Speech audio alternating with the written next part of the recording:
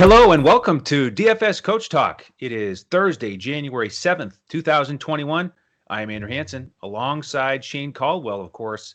And it's finally the NFL playoffs, Shane. It's Wild Card Saturday. We've got a 3-game slate. Are you ready to crush this? Yeah, this is the first time ever we get to do these triple headers on Saturday and Sunday. So it's awesome for the DFS format. Huge contest on really FanDuel and Draftkings, especially for these 3-game slates. And yeah, we're really excited about that. So I love the new format and some tough matchups here. You start looking at these defensive matchups, you go, man, that's a tough matchup. Well, they're a playoff team. They're going to have a decent defense, right? So yeah, it is going to be interesting. But there's definitely some awesome plays and some really big superstars on this slate. So it's going to be fun. Yeah, I'm excited. This is one of the few benefits of the COVID 2020 season is we get 7 playoff teams. So we get the three games on Saturday and 3 on Sunday, like you said, a rare triple header. I love these 3-game slates. So let's get after it. We're going to go game by game this week and help you prepare for DraftKings and FanDuel, building those lineups. So let's start with the Colts and the Bills. Saturday, 1:05 kickoff. And this is the highest total of the slate here on Saturday. The over-under on BetUS, our presenting sponsor, 51. And the Bills are favored by 7 at home. They are 13-3, feeling good. In terms of the injury news, big question mark for the Colts and that terrific defense. DeForest Buckner is questionable. And then one of their cornerbacks, Rock Yassin, is out. On the Bills side, we've got Beasley questionable. So, Shane, I know that you've been big on a couple guys here in this matchup. You've been big on Josh Allen this year and your boy Jonathan Taylor. You must have loved it last week. 253 yards and 2 scores. They gave it to him 30 times. Better late than never, right? Yeah, exactly. I've been waiting for it all year. There's been games where they've literally give him the ball like 7 times or 8 times when you go through his game log, which seems kind of crazy now, but you kind of had a feeling they were load managing him and saving him for this type of opportunity. So yeah, this is, and like you mentioned, Josh Allen in that dynamic passing game and that awesome Buffalo Bills offense on the other side. So yeah, it's a complete opposite. Obviously for Indy, you want to focus on the run game, and for Buffalo, you want to focus on the pass game. Now, problem with Indy and the run game is the game script doesn't make sense if they're 7-point underdogs, and pretty big underdogs on the road. But it doesn't look like weather's a factor here. But yeah, so I think let's start on the Indy side. Everything is pointing towards just focusing on that running game with Jonathan Taylor. Let me just explain. I don't like the Colts passing game. I don't trust Phillip Rivers. He's done okay in some easy matchups, but this is a slightly above average, pretty solid defense. The Bills pass defense, they're 12th DVOA and 13th in yards allowed per pass, so they're pretty solid. Pretty close to a top 10 team. They have the Buffalo Bills pass rush grade is the 6th best in the NFL, so they have a decent pass rush and good coverage, and I don't like that for Phillip Rivers. So I think they match up good. Buffalo does against Indy's passing game. Now the game script says they're going to have to pass more with volume, but even with higher volume, I don't trust Phillip Rivers. Now when we go to the Indy running game, you're going to be looking at the Indy's the 3rd ranked run grade and run block team in the NFL. So obviously they're very elite in that category. And that's factoring in the whole season grade when a lot of the times they didn't even give the ball to Jonathan Taylor. Like I said, 7, 8, 11 carries, for example. Buffalo ranked 30 in their run defense grade for Pro Football Focus, which is not good. Indy has 101% run blocking advantage according to Pro Football Focus. So everything's pointing towards, obviously, Indy's going to want to control the game. We always say you want to keep the opposing offense off the field. And when you're playing Josh Allen, it's kind of like playing Patrick Mahomes or Aaron Rodgers. You want to keep him off the field right now. So you're going to run the game. You're going to run the ball. So they're built for this type of game, actually. And Indy's defense is solid, which means I don't think Buffalo's going to be able to run it up like they have on other teams recently, which means Indy should stay close enough to still be able to run the ball. Jonathan Taylor, 5 yards per attempt rushing. This statistic was pretty impressive. 685 rushing yards after contact. 2.95 rushing yards per attempt after contact. So he's breaking tackles. His elusive rating's really high. And Buffalo's not great in terms of, tackling, and their run stopping great. So everything is pointing towards Jonathan Taylor on that side, on the Indy side. Other than that, I don't think I'm going to get a lot of exposure to like the Indy wide receivers. I mean, there's guys that could pop off with a couple big plays like Michael Pittman. Obviously, T.Y. Hilton's solid, but he's probably going to see a lot of Tre'Davious White as well, which I don't really like that matchup. If you want to go dumpster diving, you could look at Jack Doyle, just because I think they could run some of those play action design plays where they fake it to Jonathan Taylor and then throw it to Jack Doyle. So he's the type of guy that could get like 40 to 50 yards and a touchdown. He's touchdown dependent though, but I could see him being Mr. Reliable. I kind of like Jack Doyle at that minimal price if you're just going to punt the tight end position. But that was the only thing. So that's kind of where I'm at for the Indy side here. Are you thinking the same, or are you going to try to get a little exposure to the passing game here? I am thinking the same. I mean, Taylor, the only thing I don't like is that they gave him 30 carries last week. I mean, why spend all that energy? Well, he should be fresh because they barely used him all year. That's true. That's true.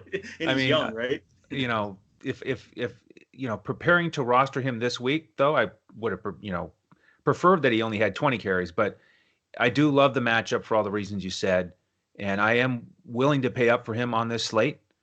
I mean, he's expensive on DraftKings at 7,900, but they certainly want to run the ball. I think they will. And I don't really want to get involved in that passing game. And I think it's a good call to look at Jack Doyle if you want to punt the position. Now, on the Bills side, talk to me some more about Josh Allen.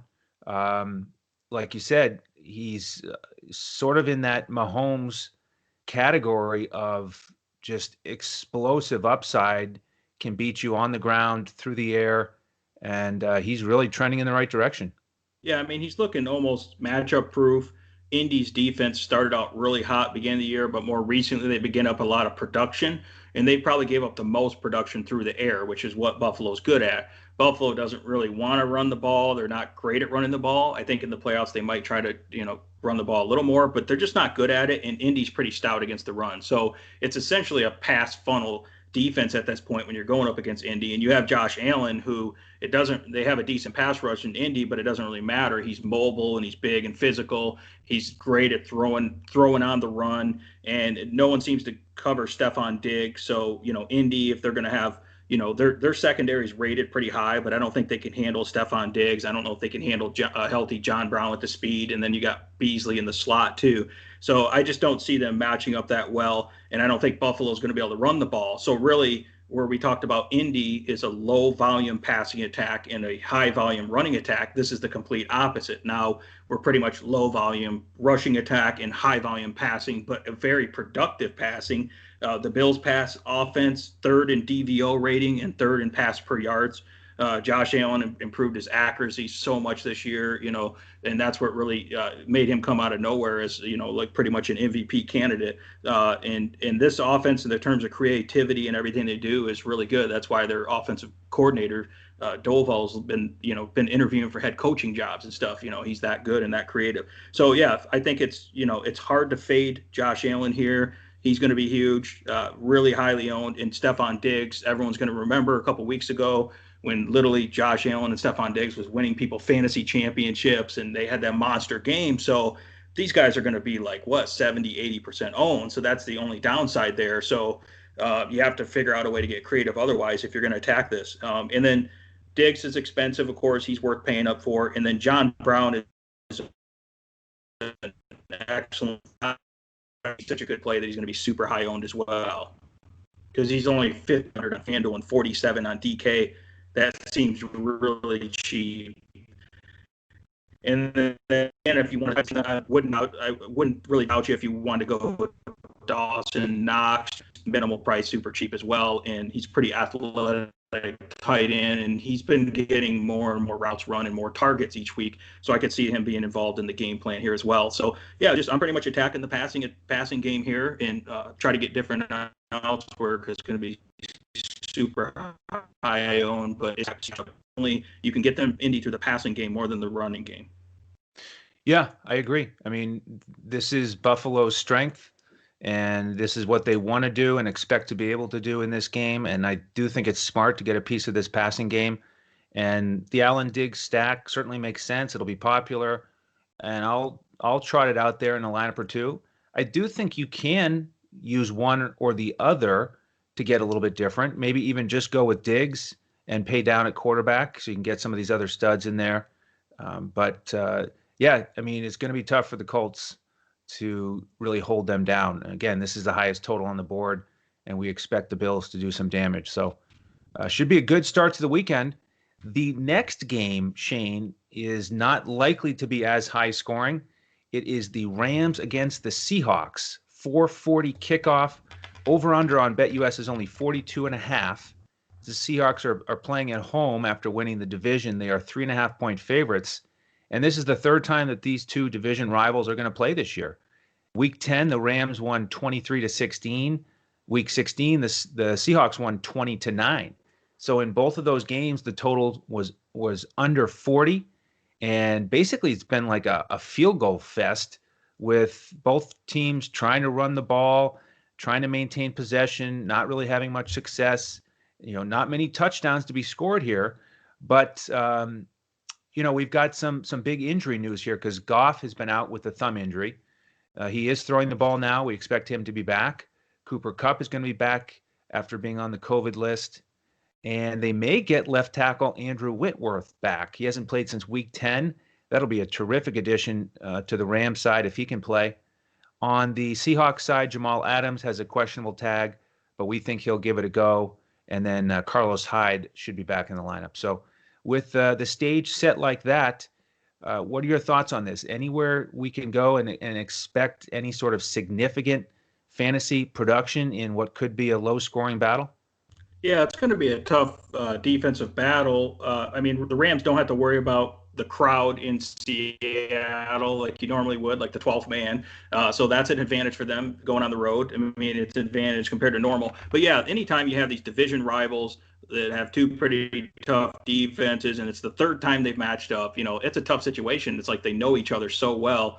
That's difficult. And you have the Seattle defense keeps getting better and better once Jamal Adams is back in. They're overall playing a lot better now compared to earlier in the year. They were getting lit up. The Rams defense was already good, and they just continue to just be, among the best, if not the best. So the problem with the Rams defense, there's no like apparent weakness. You can't really attack them anywhere. It's really hard to find a weakness there. They're good against the run, good against the pass. They pretty much do everything: pass rush, run defense, everything.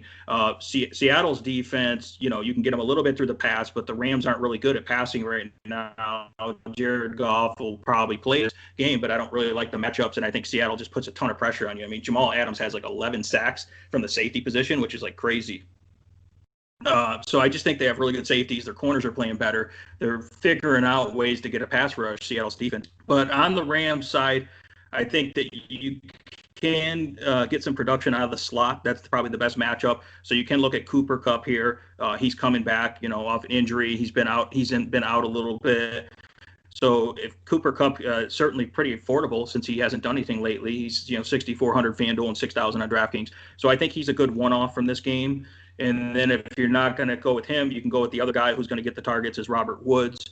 So I think Robert Woods or Cooper Kupp as a one-off are not bad plays here. They can certainly get some production just because it's going to be pretty hard to run the ball against Seattle. And then if you do want to attack the running game for the Rams, if they have their left tackle back and, you feel good about it. If Cam Akers is a little bit healthier now, he's been a little bit banged up as well, but he's kind of a value play because he's pretty affordable on both sides. And Cam Akers would be the bell cow guy.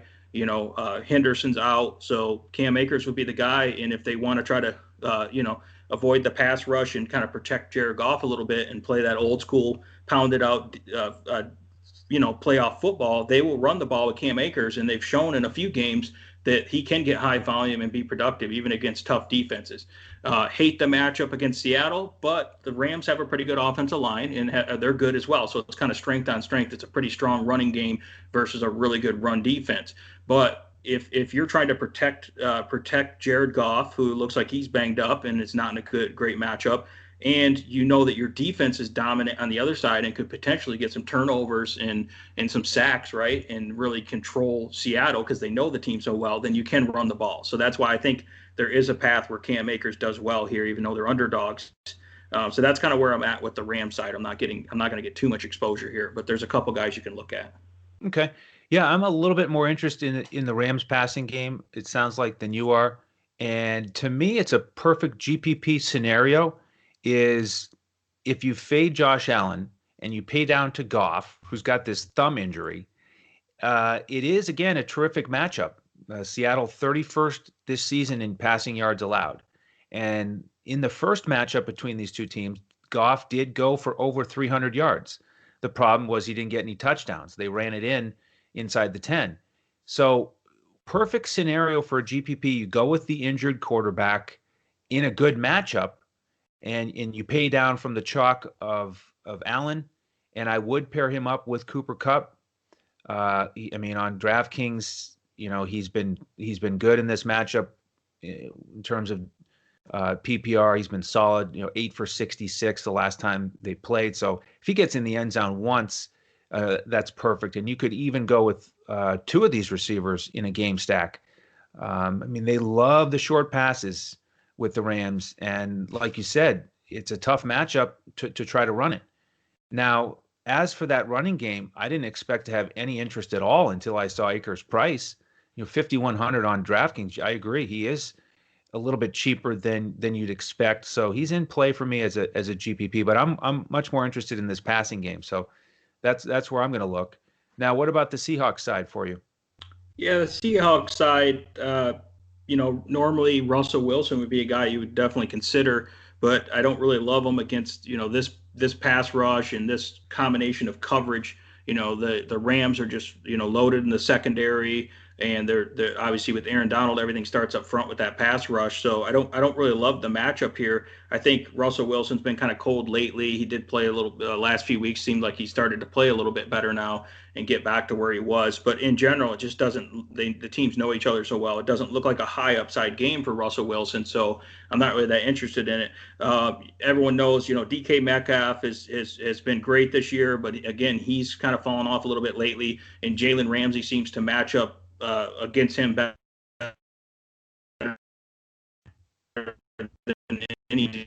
And Ramsey's a big physical corner, matches up really well against DK Metcalf. I mean, DK Metcalf will still make a few plays, but in terms of having that big, huge ceiling upside that you've seen from him in some of the games, he doesn't typically get that with Ramsey. So then that leads us to Tyler Lockett, who we've played a lot on and off this year. And Tyler Lockett's been very inconsistent as well. But if you're going to attack the Rams, it's in the slot. And more recently, Tyler Lockett's come on strong as well and started playing better again. And he's going to be the most reliable, consistent target. And when it's playoff time, I think Russ will be looking for Lockett early and often here, and it's the best matchup. So I look for Lockett to have a high volume game, and that's probably one of the best paths for them to make plays and move the ball here. And then elsewhere, I think you can look at Chris Carson. I know this is a brutal matchup against the Rams, but Seattle's pretty decent, running the ball. And I think that Carson's been pretty involved in the passing game. He gets some work in the passing game as well. And he's a tough physical runner. I know he's been injured and in and out of the lineup, but they've basically, saved Carson. This is his time now. Once he gets to the playoffs, where he'll become more of a high volume back. So it's more of a volume play. He's obviously going to be their goal line guy. He's a big, tough, physical runner who can catch the ball in the backfield as well. So obviously you don't love the matchup, but I love the situation if Seattle can get a lead here, because I feel like their defense is aggressive. Seattle's defense, they might be able to get a couple takeaways and get a little bit of lead here on the Rams. And I feel like this is going to be a game script where Chris Carson gets a lot of volume. And he hasn't really had that many high volume games. So I think he can produce in a tough matchup here. He's probably not my favorite, but you're going to get him at lower ownership, because the problem is a lot of the running backs in the slate are going to be super high owned, and you got to figure out a way to get different somewhere. Excellent. Yeah, so I agree. I don't think it's a DK Metcalf game. He's shown that in the matchups this season because of Ramsey, like you said.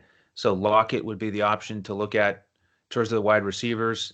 But I think it's going to be a struggle. I just don't have a lot of faith in the Seahawks being able to be successful moving the ball. So I think you could look at the Rams defense, maybe a punt play with a tight end like Hollister. He got a couple catches, got in the end zone against the Rams in the last matchup. He's really cheap at 2,700 on DraftKings. But, right at the top, I agree. This is not the Russell Wilson week for me. And it's strange to look at a game and think, I have more excitement about Jared Goff than Russell Wilson, but it's true. I mean, he could still get there. The Seahawks are still one of the best offenses in the league overall. It is a brutal matchup, but he could still get there. But yeah, overall, yeah, I could see Goff over Wilson. That is crazy, right? It feels funny, but that's the way I want to go right now. Yeah. So before we get to game 3 and the big matchup between another star quarterback, Brady, and Chase Young, let's talk about this tremendous offer from BetUS that's still on the table. Here are the details now. Listen up, sports bettors. It's go time, so put down the beer and make every sporting event more exciting by putting stakes on the line. Earn bragging rights over friends as you rake in the cash from each week's betting action, but don't settle for any other book. Choose America's favorite sportsbook with over 25 trusted years in the industry. You need a sportsbook with integrity and longevity, and most importantly, a sportsbook that pays. BetUS has your game with action on football, baseball, and basketball, MMA, golf, horses, and even esports. No other sportsbook welcomes newcomers like BetUS with their jaw-dropping sign-up bonuses. Now we have the best book in the industry teamed up with the best DFS provider in the industry. Make your first deposit of $149 at betus.com.pa with promo code CoachTalk and receive a free membership with DFS Coach Talk with full access to our DFS lineups in NBA, NFL, PGA, and MLB, the best in the biz. Sign up today to make straight bets, future bets, prop bets, entertainment bets, live bets, and more. No other sportsbook in the industry is committed to their users like BetUS. So sign up now and get on the winning side of the ball. Welcome back, and thank you to BetUS for extending that offer to our listeners. And this is the perfect time. I mean, the DFS card is jam-packed right here in January. So if you've been waiting, jump in with us now. You get all of our NFL coverage throughout the playoffs, NBA coverage, every single slate, all of our full lineups on FanDuel, cash lineup, GPP lineup, every sport, every slate, and then the DraftKings coaches clipboard. Of course, our sports are football, basketball, baseball, and golf. And of course, golf just started up, and then they're playing in Hawaii, which, man, if you've seen any of the promos, it looks so attractive, man. I wish I could be out there, but yeah, after 2020, the tropical paradise sounds pretty good right now. Exactly. Yeah. The next best thing to playing at that course is breaking down the NFL playoffs and looking forward to this 3-game slate. So jump in with us. If you're into the sports betting, go through BetUS, use that promo code CoachTalk, all one word, then send us a message on Twitter at DFS Coach Talk. Let us know that you've done that. We'll get you into our Discord with an email. That's where we give out the lineups 45 minutes before kickoff in football. If you're not into the sports betting, just go to our website, sign up there. $149, same package is available, and you'll be members with us all the way until April 1st. So come crush it with us. We'd love to have you join the family. All right, Shane, last game here on this 3-game Saturday slate, and it's basically Tom Brady against Chase Young. I mean, he's ready for Tom, and man, the Washington pass defense has been excellent. So break that down for me here to start with. I mean, we know that Mike Evans is questionable, but how do you think this is going to play out with the GOAT against Washington?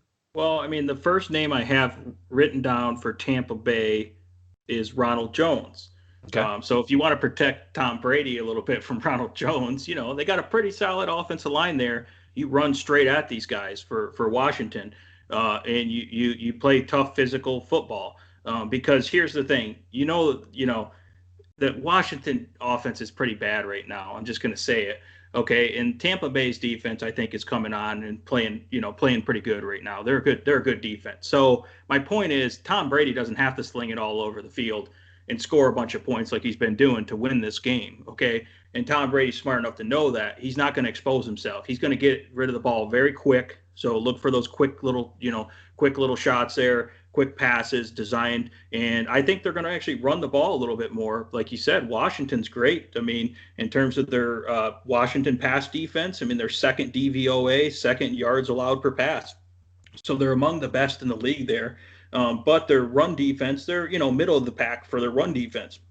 So I think the Bucs could really make a difference here with Ronald Jones. I just like he's a big physical back. I know he'll be splitting time a little bit with Fournette, but I think when it comes down to it, the game script says they're heavy favorites, 9-point favorites. They're going to run the ball and basically be really physical with Washington. And I think it's a good matchup. So that's why I like Ronald Jones. And you'll probably get Ronald Jones a little bit lower ownership than some of these other really chalky running backs here. And he's middle priced, 6,700 on FanDuel, 55 on DraftKings. So I'm probably not going to get a lot of Tom Brady because of the tough matchup, and I don't like his skill set against this really tough pass rush. Is the Washington being one of the best pass rushers and pass coverage teams in the league. I think the Bucs will still be getting some of those quick passes. So I mean, you got to like Antonio Brown in this spot. I think that he's going to have a great matchup, whether he's on the outside or line up in the slot, and he's a lot cheaper than Chris Godwin. So that's why I prefer Antonio Brown. He's seen he got, 15 targets, last week. So they're starting to really connect there, and Antonio Brown almost looks like his old self. As for a while there, he was by far the best in the game. So I like Antonio Brown here. I think he can match up and expose, whether it's Ronald Darby or one of these other Washington corners. And then I think you can take a look at Gronk as well, because if Mike Evans is banged up, we don't really know what's going on with Mike Evans' knee. It's kind of hard to trust the way that injury looked. I think Gronkowski is going to get more red zone targets because obviously Mike Evans has been known this year for having like 30 yards and like 2 touchdowns on, several occasions. Well, that's the type of game that Gronk can have because he's just a big physical guy that can post you up. And when it comes down to crunch time, Brady's going to look for his guy that he trusts and that he's been playing with for years and winning so many, playoff games and Super Bowl. So I can see him targeting Gronk more, especially in the red zone. A little bit touchdown dependent, but that's, I think, his specialty. So that's why I think you can look at Gronk. So those are the primary guys I'm looking at. I don't really like Chris Godwin in the matchup for the price point, and I'm not sure if I don't think I trust Mike Evans at this point. So that's what's leading me to the running game and Antonio Brown and Gronk here. Man, I don't know if it'll ever get old just saying Gronk. I mean, it's just the perfect Gronk name for who he is as a football player, as a tight end. Gronk. Love it. So got to enjoy it while we can. So, it's funny because Brady has been so great these last 3 weeks, at least 348 yards passing 3 weeks in a row. People continue to doubt him. He continues to get it done in a big way. And, yes, that's what he's been doing, but it may change here. I mean, the NFL playoffs are all about matchups and game plans. Yeah, I mean, you got to mention the teams he played, though. I mean, It's true. Played by Detroit Lions, who remember their defensive corners play on roller skates or ice skates, and then he played Atlanta, who's had one of the worst secondaries in the league. So one of the best matchups, right? He played them twice. So no, that's the whole point. Is it's all about the matchup, and like you said, he's smart enough to know that. He's proven that for 20 years. He's going to do whatever it takes to win, and Arians is with him, and so they loaded up on the pass in those games because they could. You don't want to run against Atlanta; you want to pass. And now you're in a different situation with Washington. So all of a sudden, I agree with you. Not a big Ronald Jones fan, but in this matchup, in this game scenario, at his price on this slate, I do like him. And so I think you back off this passing game a little bit. You look at Jones. He's my favorite target on this team as well. And then we'll just have to wait and see in terms of the news. Is Evans going to play? How does he sound? How does he look?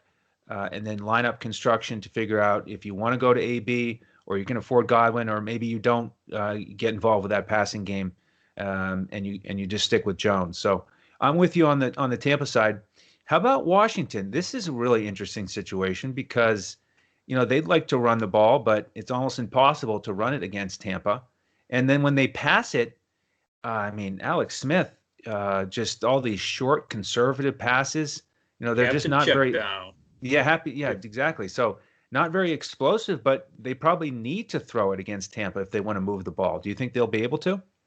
Yeah, I mean, you probably saw this stat. This is the thing that's sticking out to me big time for Washington's offense, because it's pretty ugly, really, is the Tampa Bay run defense is first in the league, depending on what category. I like to look at DVOA because it takes in several situations and matchups into account. But they're first DVOA and first in yards allowed per carry, which is another good statistic because it's per carry. It's not just weird situations. So in other words, they're a dominant shutdown run defense. So you think, I don't really want any running backs. But then you look at it and you say, well, running backs have caught 101 catches against Tampa Bay this year, which is number one in the league or worst in the league, however you want to look at it, for 671 receiving yards from the running back position.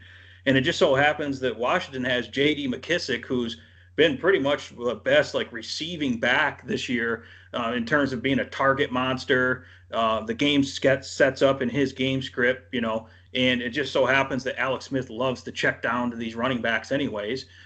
So, I mean, this feels like one of those games where J.D. McKissic is getting like 15 targets and catches like 10 or 12 of them, right? So that's why, people are going to look at J.D. McKissic. A lot of people are, and they're going to see the matchup. And, if you look at DraftKings, it has it says second, which means the second worst matchup you can get, right? And you're going to probably avoid that. You're going to go, well, let's keep it going. I don't want to go against that tough defensive running back, right?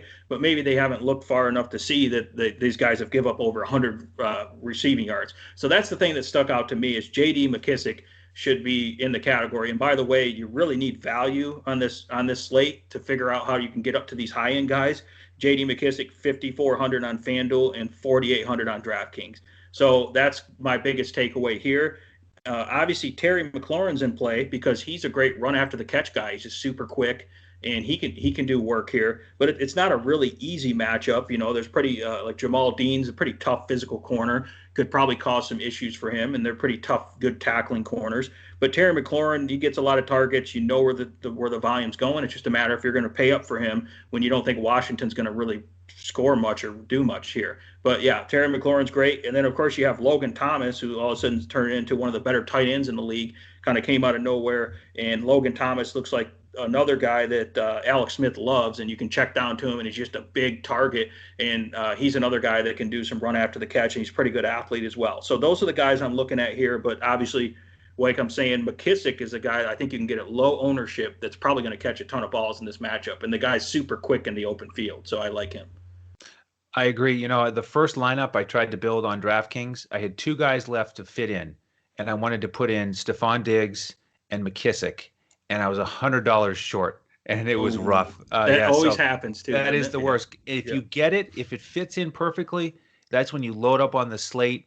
You add in some extra contests, play the single entries, maybe a couple different GPPs. So I'm going to have to go back to the drawing board and rework it. But because I agree, I mean, McKissic, a great spot here, especially on DraftKings, full PPR. You look at the last game against Philly, he had 5 catches for 30 yards and just a couple near misses. So they certainly want to keep throwing it to him. They have a lot this year. And so don't worry about the fact that he didn't quite click last week against Philly. I think he could certainly hit value here in this one. Other than that, I don't know if I'll look anywhere else. Thomas, I agree, probably my next favorite option. Certainly wouldn't be surprised if Smith targets him at least 10 times, and then all of a sudden you're in pretty good shape. All right, Shane, that wraps up the 3-game slate. Make sure you all tune in for our Sunday preview of that 3-game slate. On YouTube, hit that like, subscribe, alert button so you know when those podcasts are going to post, and certainly get in the rhythm here of listening to our NBA podcasts. We're putting at least 5 a week of those on YouTube and everywhere that podcasts can be found. And we're also looking at starting to do some live streaming with the NBA. So stay tuned for that. If you have any questions, check us out on Twitter, DFS Coach Talk. Give Shane a follow at DET Sports Shane. You can find me at Language Olympic, and the coach is available at JOESARVADI. Shane, any final thoughts here? No, I think we're ready for a great Saturday slate here. So yeah, it's going to be fun building these building the lineups for the 3-game slate here. And yeah, definitely come join us at dfscoachtalk.com and get in on the action, because we got all these awesome NFL slates, and we got NBA going full throttle, and PGA just started back up. So we're excited. We're loving it. Amen to that. So awesome stuff here. Enjoyed it. Thank you all for tuning in. On behalf of Shane Caldwell and the rest of the DFS Coach Talk team, I am Andrew Hansen. We'll see you next time as we look to crush it in DFS.